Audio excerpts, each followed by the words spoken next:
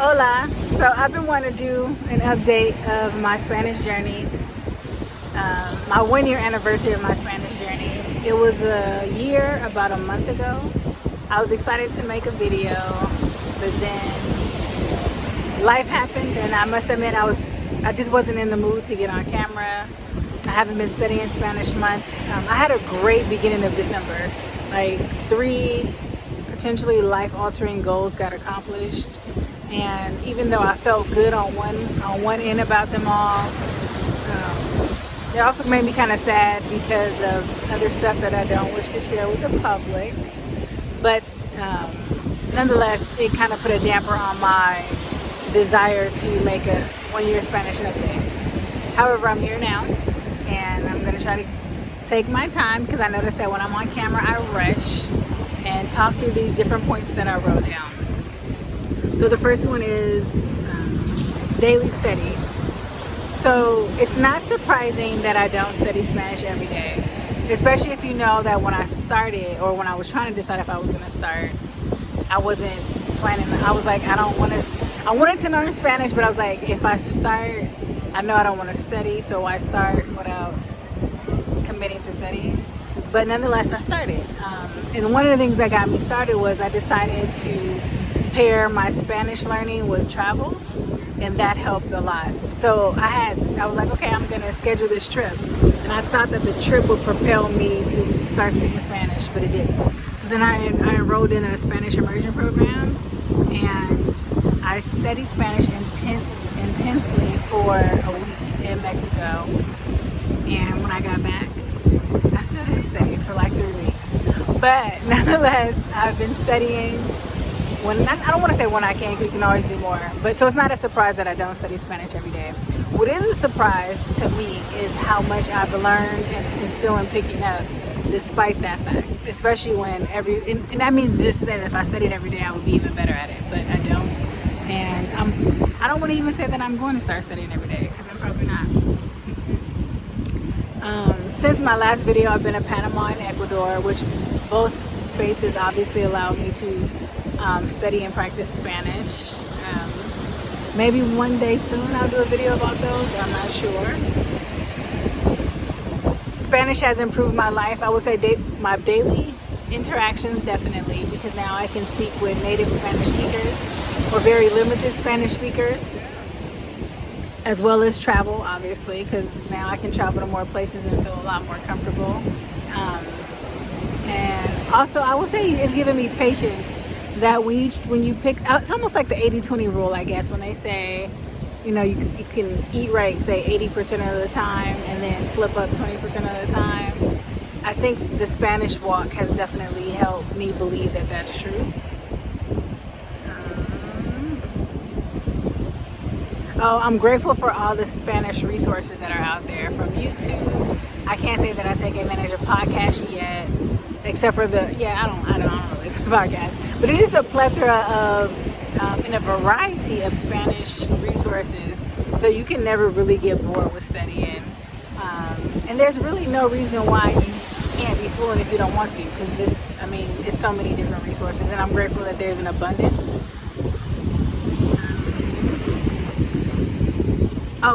Another thing I noticed is that I don't like speaking to everyone in Spanish.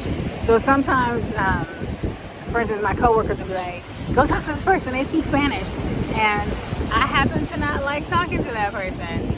And at first I was kind of feeling guilty about it, but then I realized I don't like talking to everybody in English, so why do I think I'm going to like talking to everybody in Spanish? So consequently, some conversations I just choose not to have, even though I might have the opportunity, because I don't enjoy it. And part of my Spanish learning journey is to enjoy it and not to make it forceful.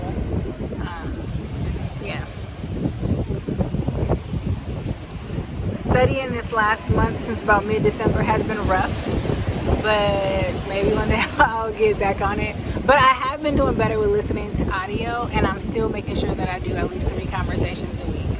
So that part has stayed consistent. I should say the conversations have stayed consistent. The intake of more comprehensible input is something new, and I'm enjoying it.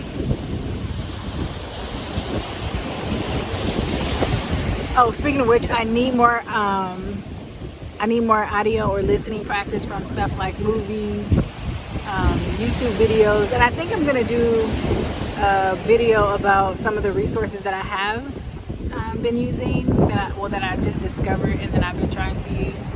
And what else?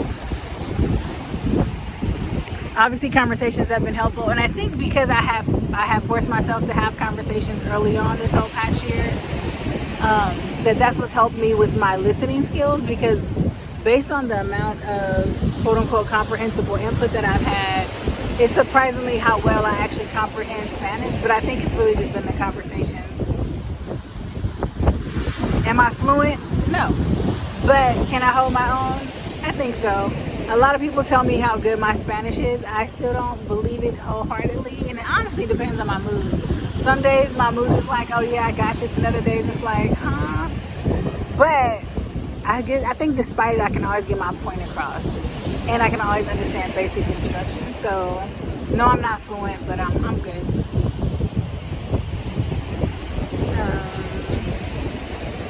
Oh, and also on that point, I tend to overthink. So when I'm not so for instance, like if you were to ask me questions and like quiz me, almost like when you put a child on the spot, like, Erica, do a dance for the company, then I get nervous and I shouldn't say I can't, but my dance isn't as good and fluent, or my speech isn't as good as fluent.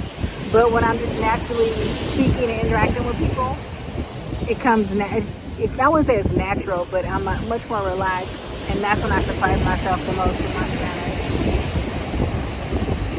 Oh, and I'm definitely still a translator in my head. So if someone's speaking Spanish to me, my first thought as the information is going through is like, wait, I don't understand. But then like it'll take a minute, and then I'm like, oh, I got it. And so there's a delay, because I'm still very much I still very much translate in my head. I also wrote down 3 strengths I had, and I'm sticking with it despite not being quote unquote perfect in my implementation. That I got over my fear of speaking. If y'all knew how afraid I was to speak when I first started, oh my gosh, yeah. I'm going to say that I'm totally over it, but I'm nowhere near like I used to be. And then I have a pretty big vocabulary. And then my weaknesses are direct object pronouns. So I use them, but it's definitely with a lot of thought, because that's just not the way that my brain processes making sentences. Putting it before the verb, like it bring, or I can't describe it, but yeah, like I totally get it in theory. So if I'm doing like a homework assignment, I get them right 100%. If someone's speaking, I get them. But do I naturally form my sentences like that? No, not yet. And then conjugations. I haven't tried any new ones in a minute, because my brain just feels like it doesn't want to do it. And like I said, this hasn't been a forceful journey for me. So I don't know, maybe one day soon, my brain will be like, okay, let's take on the next set of conjugations. Or maybe it'll happen naturally since I'm listening more, which might be true, because I know sometimes I'll be like, oh, this is called for subjunctive. And then I'll guess at what the subjunctive is, and a lot of times I'm right. And then my weakness is that I could have used more listening practice with media. And then ideas I have for my next year in this journey is, one, I hope I get out of this slump of not wanting to study at all. I should say not at all, because I'll make myself do like listening, and still not every day. But I would say at least 5 days a week, I'm listening for at least 30 minutes at this point. And then, so for the next year, I see myself doing more audio listening, still keeping up with at least 3 conversations a week. I was thinking about participating in a 1-minute video a day for 30 days journal video thing, but I think I need to come up with my own topics, because some of the topics that I saw for the challenge were kind of corny, and I don't really want to talk about that stuff. And then I made a list on my whiteboard of resources that I would like to get through this upcoming year, and so maybe I'll start tackling those. And that's it. It's been great. I have no regrets. Hopefully I'll keep at it, and hopefully my Spanish will keep improving.